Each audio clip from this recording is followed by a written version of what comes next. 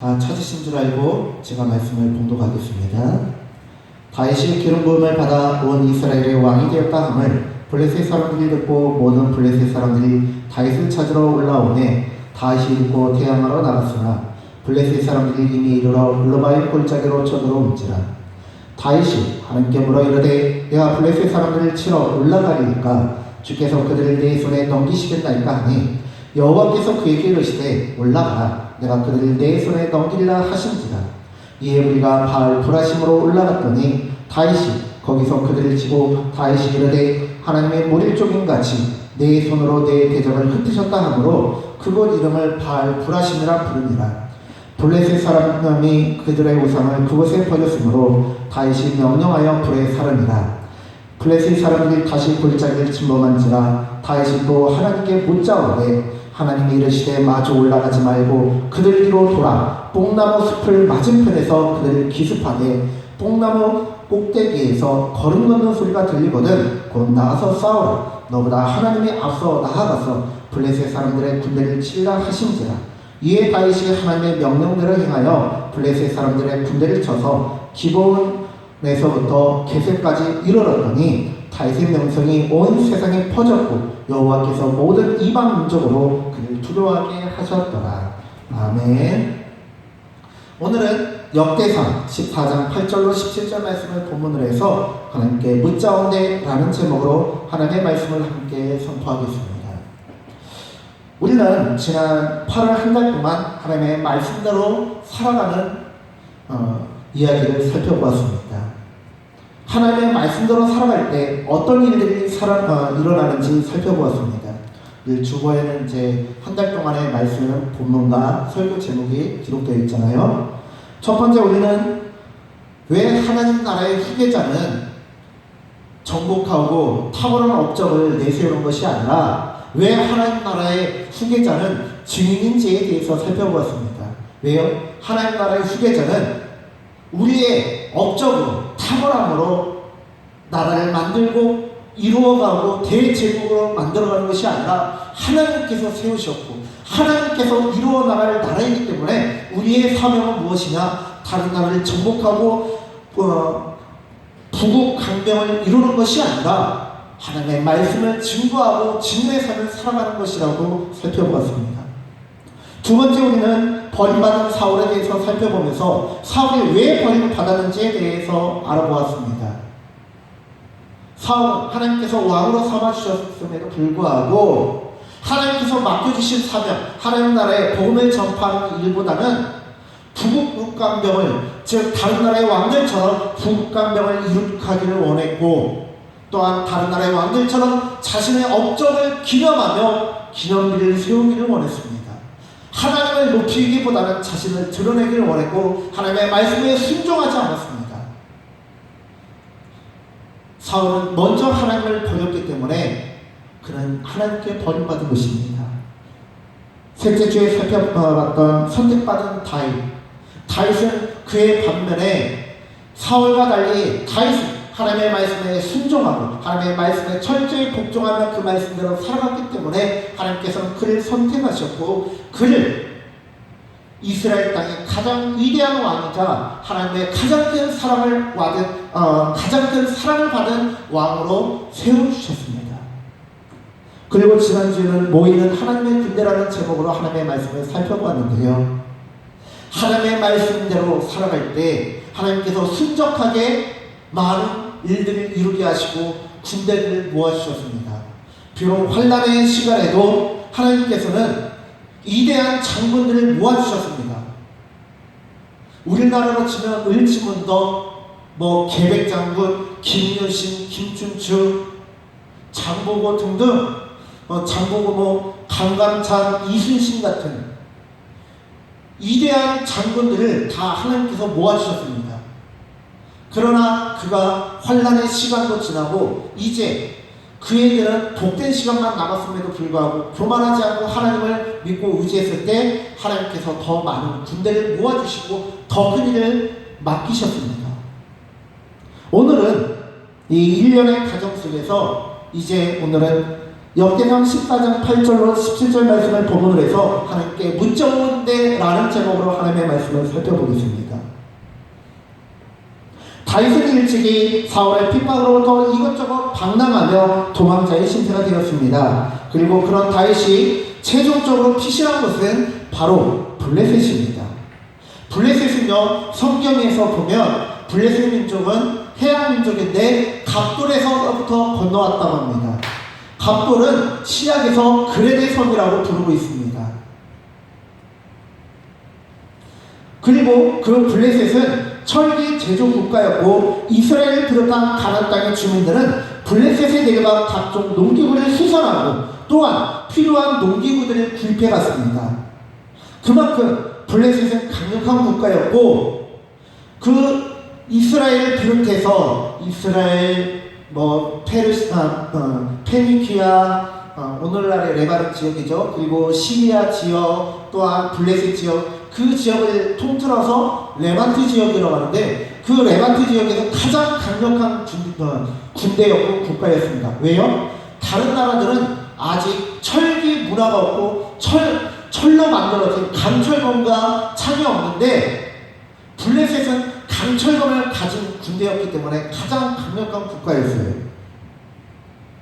그렇기 때문에 이스라엘 백성들이 암몬이나 모압이나 에돔은 쉽게 이겨도 블레셋에 대해서는 항상 열세였습니다. 그러기 블레셋을 이기는 지도자는 하나님의 선택을 받았다는 분명한 증거가 되었는데요. 그만큼 강력한 블레셋이었기 때문에 다윗이 블레셋으로 피신하였을 때 사울은 다윗을 추적하는 일을 멈출 수밖에 없었습니다. 가드왕 아기스는요, 다윗을 비롯하여 다윗과 함께하는 장수들이 용맹하다는 것을 알고 환영하고 아예 한 성읍을 주어서 그 성을 다스리고 그곳에서 거주할 수 있게 합니다. 그리고 그들을 적극적으로 활용하여서 주변의 침략을 받고 오히려 다른 국가들을 침범하고 그들의 재산을 빼앗아 왔습니다. 그렇게 어려울 때 다윗을 받아주고 보살펴 주었는데 블레셋 입장에서는 다윗이 자신들을 배반하고 고국으로 돌아간 것이었기 때문에 블레셋은 배신자 다윗을 처단한다는 명분을 가지고 이스라엘을 침략한 것입니다. 실상은 다윗을 핑계대고 이스라엘을 약탈하기 위함이었습니다. 그렇게 7절에서는 이렇게 말씀하고 있습니다. 다윗이 기름 부음을 받아 온 이스라엘의 왕이 되었다 함을 블레셋 사람들이 듣고 모든 블레셋 사람들이 다윗을 찾으러 올라오매. 자, 다윗을 찾으러 올라온다는 게 무슨 말이에요? 이스라엘을 침략했다는 뜻입니다. 블레셋 군사들과 모든 장정들이 약탈을 자행하기 위해 몰려왔다는 뜻입니다. 이에 10절의 말씀을 살펴보니 다윗은 하나님의 뜻을 구합니다. 다윗이 하나님께 물어 이르되 내가 블레셋 사람들을 치러 올라가리까 주께서 그들을 내 손에 넘기시겠나이까 하니 여호와께서 그에게 이르시되 올라가 내가 그들을 내 손에 넘기리라 하신지라. 지금 어떤 상황이냐면요, 9절의 말씀을 보니까 이미 블레셋은 이미 르바의 골짜기에 쳐들어왔다고 합니다. 그리고 다윗이 하나님께 우리가 블레셋을 치러 올라가야 되겠습니까 하는 말로 밀어보았을 때 이미 블레셋 군대는요, 전쟁하기 좋은 고지를 점령하고 전쟁 준비를 하고 있다는 거예요. 여러분 생각해보세요. 익산은 쉽게 비유를 할게요. 블레셋 군대가 익산시를 침략하러 들어왔어요. 그래서 미륵산에 높은 고지를 점령하고 싸울 준비를 하고 있어요. 그럼 익산 시민들이 올라갈 때 올라가서 싸우는 사람들이 유리합니까? 위에서 밑으로 공격하는 블레셋 군대가 유리합니까? 뭐 말할 것도 없죠. 위에서 공격하는 사람들이 유리하잖아요. 그런데 그럼에도 불구하고 다윗은 하나님께 여쭙습니다. 하나님 어떻게 할까요? 싸우러 올라갈까요? 하나님께서 그들을 제 손에 넘기시겠습니까? 넘겨준다고 해도 그것을 믿고 싸우러 올라가는 게 쉽지 않다는 거예요. 그런데 다윗은 하나님의 말씀을 믿고 전쟁을 치릅니다. 전쟁을 연구한 사람들, 전쟁터에서 뼈가 굵은 사람들은 절대 하지 않을 행동입니다. 그러나 마치 갈릴리 바다의 베테랑이었던 베드로가 예수님의 말씀을 의지해 낮에는 나오지 않는 물고기를 잡기 위해, 또한 물고기가 전혀 잡히지 않는 지역에 그물을 던지라고 하였을 때 베드로가 순종하고 어떤 일이 일어납니까? 그물이 찢어지고 두 배에 나눠서 담았음에도 불구하고 배가 거의 물에 잠길랑 말랑 할 정도까지 물고기를 많이 잡았대요. 베드로처럼 다윗이 순종했을 때 어떤 일이 일어납니까? 다윗은 하나님의 말씀에 의지했을 때 커다란 승리를 거둘 수 있었습니다. 11절 말씀, 이에 무리가 바알 브라심으로 올라갔더니 다윗이 거기서 그들을 치고 다윗이 이르되 하나님의 물조김같이 내 손으로 내 대적을 흩으셨다 하므로 그곳 이름을 바알 브라심이라 부르니라. 다윗이여 하나님의 말씀에 순종해 블레셋을 크게 이기고 하나님께 영광 올려드립니다. 사무엘상 15장 12절을 살펴보겠습니다. 사무엘상 15장 12절 말씀. 이 말씀을 보면 제가 말씀을 봉독하겠습니다. 사무엘이 사울을 만나려고 아침에 일찍 일어났더니 어떤 사람이 사무엘에게 말하여 이르되 사울이 갈멜에 이르러 자기를 위하여 기념비를 세우고 발길을 돌려 길갈로 내려갔다 하는지. 무엇이라고 말하고 있어요? 자기를 위하여 기념비를 세웠대요. 하나님을 위한 기념비가 아니라 자기를 위한 기념비를 세웠다고 합니다. 하나님이 행하신 전쟁에 자기가 숟가락을 얹는 행동을 하는 거예요. 꼭 무슨 정치인들 같지 않습니까? 어떤 화재 사건이 나고 자연재해가 일어났을 때 자원봉사자들이, 소방관들이, 경찰들이 고생하고 고생했는데 꼭 정치인들 그런 데 와가지고 숟가락 하나 얹고 사진 찍어가고 꼭 자기들이 그걸 한 것처럼 숟가락 얹어가고 그러잖아요. 근데 사울이 그랬다라는 거예요. 소방관들의 업적에 숟가락 얹는 것만 해도 분통이 터지는 일인데 하나님의 이 업적에 자기가 숟가락을 얹는 거예요.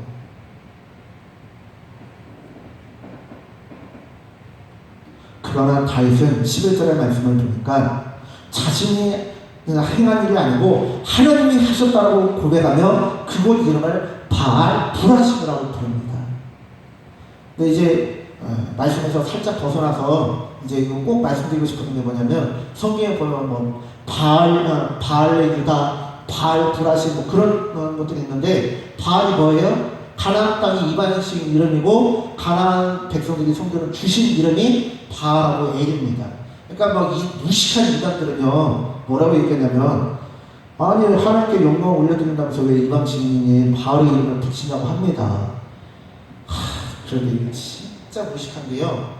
이 바알이라는 것은 신의 이름을 뜻하기도 하지만 동시에 크다, 위대하다는 뜻도 있어요. 일본 사람들이 히라가나를 쓰지만 한자도 그 뜻이라든지 음을 붙여서 쓰잖아요. 그런 거하고 똑같은 거예요. 더 쉽게 얘기하면 이 이스라엘 전에 수메르 문명이라고 기원전 3500년 전에 있었던 인류 최초의 문명이라고 일컬어지는 터키 지역에 수메르 문명이 있거든요. 근데 그 수메르 문명에서 아눈이라고 하는 자신들의 주신을 상징하는 글자가 있었어요. 근데 그 글자가 아눈을 뜻하지만 그 음은 아눈이지만 그 뜻은 하늘이라는 뜻도 있었거든요. 그러니까 그 사람들한테는요 뜻과 음을 구별해서 쓰는 게 너무나 당연한 거고요. 이 다윗도 바알 브라심이라고 하는 것이 뭐 바알신을 얘기하는 게 아니라 하나님 바알이라는 뜻이 위대하다, 크다라는 뜻이 있다고 했잖아요. 하나님 위대하신 하나님을 높여드리기 위한 뜻이라는 거예요. 그걸 이해하시기 바라고요. 다시 말씀으로 돌아가서 다윗은 크게 승리하였고요. 자신의 업적이 아닌 하나님께 영광을 올려드리는 것을 선택했고 하나님께 영광을 올려드렸습니다. 그뿐만 아니라 역대상 14장 12절에 보니까요 블레셋 사람들이 그들의 우상을 그곳에 버렸으므로 다시 명령하여 불에 살으리라 라고 말씀하고 있습니다. 이걸 보면 무엇이 생각나냐면 사무엘상 2장 3장을 보면요, 그 당시 대제사장 엘리 대제사장이 있었잖아요. 근데 전쟁이 일어나면 엘리 제사장이 나가야 돼요. 근데 나이가 많고 살이 쪄서 몸이 비둔하기 때문에 그 아들인 홈리와 비느하스가 나가는데 블레셋이 쳐들어와서 전쟁을 하는데 불리한 거예요. 그러니까 하나님의 언약궤를 가져옵니다. 제가 말씀드렸잖아요. 고대의 전쟁은요, 각 나라의 수호신들의 전쟁이라니까요. 그렇기 때문에 전쟁터에는요, 항상 자신들의 우상이라든지 아니면 신을 상징하는 것을 가지고 나와요. 그래서 싸움은 자기들이 하지만 실제 전쟁은 자신들의 주신들이 전쟁한다고 믿습니다. 그런데 하나님의 힘이 약함이 아니라 홈리와 비느하스가 하나님의 뜻대로 살지 않았기 때문에 하나님께서 전쟁을 지게 하시는, 그리고 하나님의 언약궤가 블레셋에 뺏겼을 때 어떻게 해요? 다곤의 신전은 왕의 자리에 올려놓고 하나님의 언약궤는 신하의 자리에 내려놓는 거예요. 그래서 하나님을 모욕했어요. 그 결과 어떻게 합니까? 하나님께서요, 다곤의 신상이 하나님의 언약궤 앞에서 엎드러지게 했어요. 얼굴이 땅에 닿게 했어요. 그리고 또 블레셋 사람들이 그렇게 하나님을 못 얻고 다시 다곤 신상을 주신 자리에 올려놓으니까요, 그 다음 날에는 아예 두 손과 모가지를 잘라버리셨어요.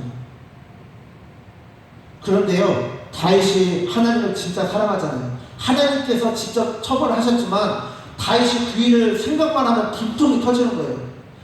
그런데 이번에 블레셋 사람들이 그들의 우상을 놓고 갔잖아요. 얼마나 좋은 기회예요. 아, 잘못다. 내가 눈의 신을 모욕하고 내가 눈의 신을 없애버릴 거야 하면서 불태워버립니다.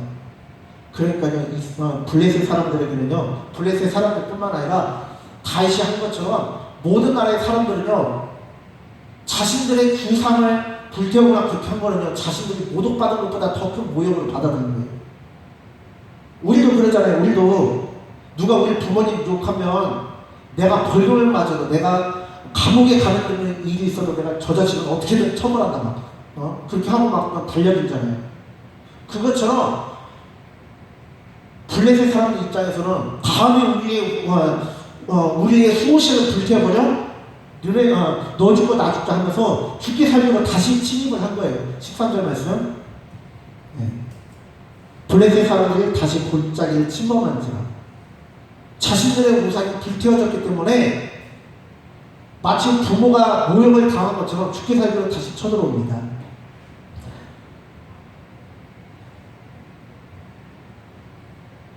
이때에도 마찬가지로 다윗은 하나님의 뜻을 구하며 하나님의 계획을 묻는데 그것은 무엇을 생각나게 하느냐? 사무엘상 17장 45절의 말씀을 생각나게 합니다. 사무엘상 17장 45절입니다. 제가 말씀을 봉독하겠습니다. 다윗이 블레셋 사람에게 이르되 너는 칼과 창과 단창으로 내게 나오거니와 나는 만군의 여호와의 이름 곧 내가 모욕하는 이스라엘 군대의 하나님의 이름으로 내게 나아가노라. 세상 사람들은요, 칼과 창과 단창을 의지합니다. 자신의 무력을 의지하고 무기를 의지하여 군사들의 힘을 의지합니다. 자신들의 전쟁 능력을 의지합니다. 그러나 다윗은 이스라엘 군대의 하나님의 이름을 의지하여 전쟁을 수행합니다. 다른 나라와 달리 이스라엘의 전쟁은 하나님께 속해 있다는 것을 믿고 의지하는 것입니다. 다시 본문으로 돌아가서 역대상 14장 14절 15절 말씀을 제가 봉독하겠습니다. 다윗이 또 하나님께 묻자온데 하나님이 이르시되 마주 올라가지 말고 그들 뒤로 돌아 뽕나무 숲을 맞은편에서 그들을 기습하되 뽕나무 꼭대기에서 걸음 걷는 소리가 들리거든 곧 나가서 싸우라. 너보다 하나님이 앞서 나아가서 블레셋 사람들의 군대를 치리라 하신지라. 누가 먼저 나가서 싸운다고요? 하나님이 먼저 나아가서 싸우신대요. 왜요? 전쟁은 하나님께 속해 있기 때문에 그렇습니다. 이스라엘 군대는요, 남의 것을 빼앗고 죽이고 약탈하기 위한 군대가 아닙니다. 그들은 이 세상을 살리기 위한 하나님 나라의 군대이며 나라입니다. 그렇기에 하나님 나라와 군대는 자신을 위한 전쟁을 수행하는 이 군대와 나라가 아니고 이스라엘 군대와 나라는 하나님의 군대이며 전쟁은 하나님께 속한 것입니다. 다윗은 그것을 잘 알고 있었고 하나님의 뜻을 구한 것입니다. 그렇기에 하나님께서는 어떻게 싸워야 할지 알려주시고 또한 알려주시는 것으로 끝나는 것이 아니라 앞서 나아가서 블레셋 사람들의 군대를 먼저 치십니다. 전쟁은 여호와께 속하였기 때문에 그렇습니다. 하나님이 앞서 나아가서 블레셋 사람들의 군대를 칩니다. 하나님의 전쟁이기에 하나님의 뜻을 구해야 합니다. 하나님의 뜻에 복종해야 됩니다. 그렇게 될 때 하나님이 앞서가서 블레셋 사람들의 군대를 치시는 것입니다. 오늘날 세계적으로 아프가니스탄이 시끄럽습니다. 지금 아프가니스탄은 탈레반들이 장악했는데 여러분들이 아시는 분도 있겠지만 본래 탈레반이라는 이름의 뜻은요 학생들이라는 뜻입니다. 어떤 학생이요? 신학생인데 이슬람 종교를 믿는 신학생입니다. 그리고 그들의 대다수는 고아입니다. 아프가니스탄은요 교통의 중심지였습니다. 그렇기 때문에 오랜 세월 동안 강력한 제국들의 침입을 받고 통치를 받아왔기 때문에 어느 순간 그들의 내면에는 외세를 물리쳐야 된다는 생각도 있었고요. 그렇기 때문에 그들은 이 외세를 물리치기 위해서 19세기에는 영국과 싸우고 20세기에는 소련과 싸우고 21세기에는 미국과 싸운 것입니다. 그러나 그들의 취지와 그런 것들은 좋지만 실상은 그렇지 않다라는 거예요. 외세를 물리치겠다는 그들은요 무슬림 중에서도 이슬람은 종교이고 무슬림은 그 이슬람을 믿는 사람들을 무슬림이라고 하는 거예요. 이슬람하고 무슬림하고 헷갈리시면 안 됩니다. 무슬림 중에서도요 굉장히 과격하고 보수적인 사람들이에요. 그렇기 때문에 자유를 경험한 많은 아프가니스탄 사람들이 그들의 핍박을 떠나서 고국을 떠나는데요. 탈레반들은 신의 이름으로 다른 이들을 핍박하고 괴롭힙니다. 그리고 그들을 보고 있자면 또 다른 신의 이름으로 학살을 자행하는 사람들이 생각나는 게 바로 유대인들입니다.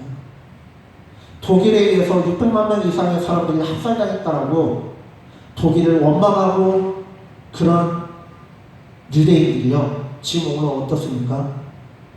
팔레스타인 사람들을 쫓아내기 위해서 노력하고 그들을 다 죽이려고 미사일을 쏘아대고 아직까지도 괴롭히고 그렇습니다. 그렇다면 한국은 다를까요? 한국에서 기독교는요 수많은 악습들을 없앴습니다. 잘못된 가르침을 없애는 데 앞장섰습니다. 전 세계 사람들이요 한국에 와서 한국에 유학하거나 일 때문이거나 여러 가지 일로 관광으로도 여러 가지 일로 한국에 와서 놀라는 게 뭐냐면요 한국 사람들 어쩜 그렇게 교통질서도 잘 지키고 어떻게 카페 같은데 지갑이나 핸드폰을 자리에 놓고 화장실 갔다 올 수 있냐고 막 깜짝 놀래요. 외국에서 그런 당장 없어지고 그러거든요. 그런데 한국 사람들 대단하다고요. 그 일에 앞장선 게 누구예요? 기독교인들이에요. 옛날에 어떤 일이 있었어요? 대한민국 땅에요. 참 도둑질을 하면서도 그걸 추억이라고 얘기해요. 뭔 말이냐? 수박소리 하면서 그걸 추억이라고 얘기하고 닭소리 하면서 그걸 추억이라고 얘기해요. 여자들 도산에서 강제로 범하고는 결혼하고는 그 사랑해서 그런데요. 그게 무슨 사랑입니까? 그건 강간이고 그거는 탈레반이 하는 짓이랑 똑같잖아요. 그런데 기독교가 앞장서서 다 없앴잖아요. 안 그래요? 그런데 그 기독교가 이기지 못하는 게 두 가지가 있습니다. 뭐냐? 바로 대학을 못 이겼어요. 그래서 오늘날 학원 복음학 단체들이 많이 생겨지고 학생들의 믿는 수가 점점점 더 떨어지고 있잖아요. 또 한 가지는 무엇이냐? 정치라는 거예요. 이 기독교인이라면 성숙한 문화를 가지고 상대방을 존중해야 되잖아요. 근데요, 보면은 성도님들도 그러지만 목사님들도 이 목사님들도 보면은 진보를 적극적으로 지지하는 목사님이나 보수를 적극적으로 지지하는 목사님이나 할 것 없이 나만 맞고 너는 틀리다, 내가 선이고 너는 악이다 하는 흑백론을 가지고요 얼마나 싸워지시는지 몰라요. 아니 종교가 정치를 띄워놓고 품어야 되지 않습니까? 제 말이 틀려요, 맞아요? 제 말이 틀립니까? 기독교가 정치를 뛰어넘어야 되잖아요. 그런데 오히려 기독교가요 정치 때문에 갈라지고 파벌이 나눠지죠. 너무 마음이 아픕니다.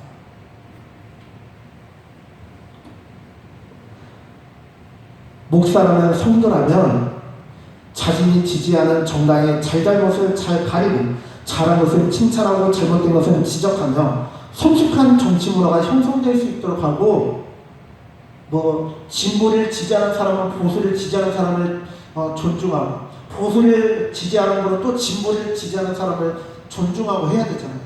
그런데 그것이 아니라 진보를 지지하는 사람은 보수를 욕하고 보수를 지지하는 사람은 진보를 욕하는 거예요. 기독교는 그걸 다 품어야 되거든요. 기독교는 화해의 종교가 되어야 되고요. 기독교는 피스메이커가 되어야 돼요. 세상 사람들은 정치 때문에 나눠서 싸워줄 수 있는데요. 기독교는 그래서는 안 돼요.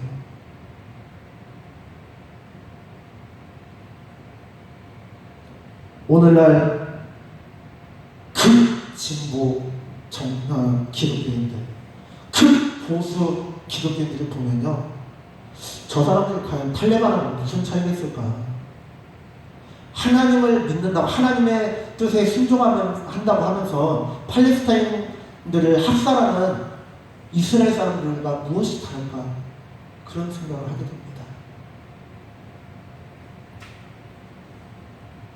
진정한 신앙은요, 계약을 이기는 거예요.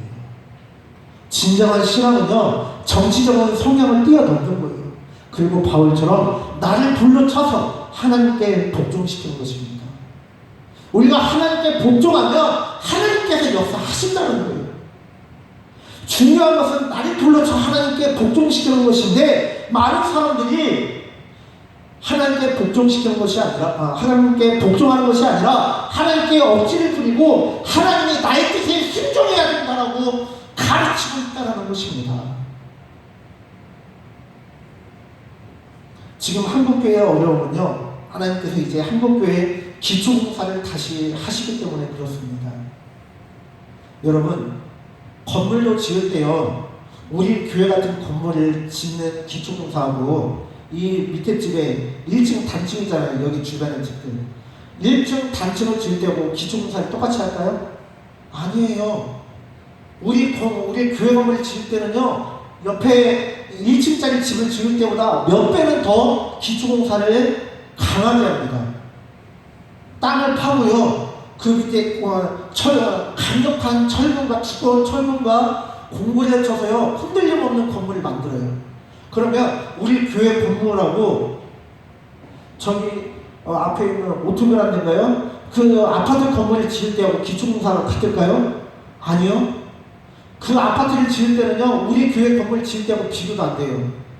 이 건축 용어로 파일이라고 하는데요, 이 막 몇십 미터짜리, 20m, 30m짜리 파일이라는 걸 심어요, 땅에다가. 그걸 심으면 지진에도 강하고 건물이 흔들리지 않거든요. 그걸 한두 개 심는 게 아니라 몇십 개를 땅에 박아가지고요, 건물이 흔들리지 않게 해요. 그리고 기초공사에 공을 들이고요, 아파트 같은 공층 건물을 지을 때요, 기초공사가 공사 기간의 3분의 1 이상을 차지합니다. 어떤 데는 거의 절반이 기초공사예요. 기초공사를 짓고 건물은 쭉쭉쭉 올라가요. 지금 한국교회의 문제가 기초공사가 부실하게 됐다는 거예요. 그래서 하나님께서 다시 기초공사를 하는 거예요. 어떤 기초공사를 하느냐? 하나님의 말씀에 순종하고 복종할 수 있도록 하는 기초공사입니다.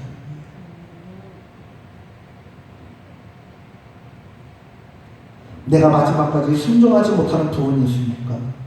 그것이 무엇이든지 간에 모두 내려놓으시기 바랍니다. 그리고 하나님께 물으시기 바랍니다. 하나님, 내가 무엇을 순종해야 됩니까? 하나님, 내가 무엇을 내려놓아야 합니까? 하나님께서는 어떻게 하시기를 원하십니까? 하나님의 뜻을 알려주십시오. 내가 순종하겠나이다. 내가 복종하겠나이다. 내가 실행하겠나이다.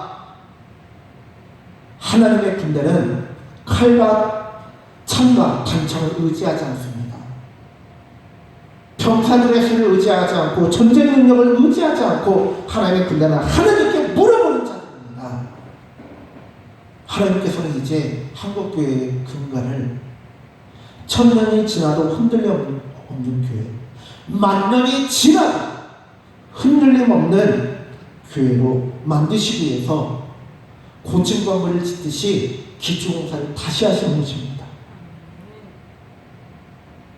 그리고 이제는 마치 베드로가 예수님께서 십자가에서 못 박혀 죽으시고 부활하셔야 된다고 봤을 때 혼내고 꾸중하고 예수님 그렇게 하셔서는 안 됩니다라고 했던 베드로처럼 하나님을 혼내고 꾸중하고 하나님 제가 많아지니까 제가 이대로 하세요 하는 그런 신앙이 아니라 하나님 어떻게 할까요?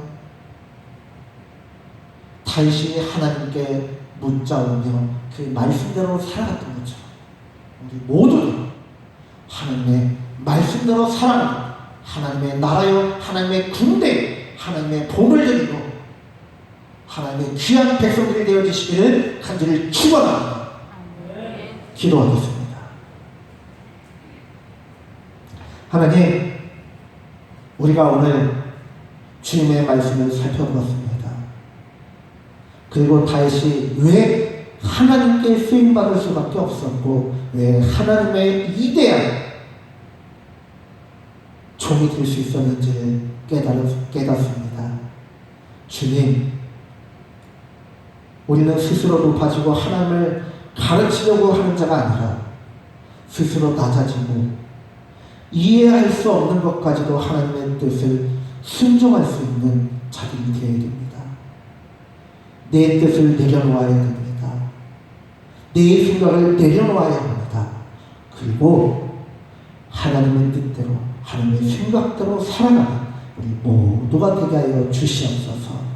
감사드리며 예수님의 이름으로 기도드립니다.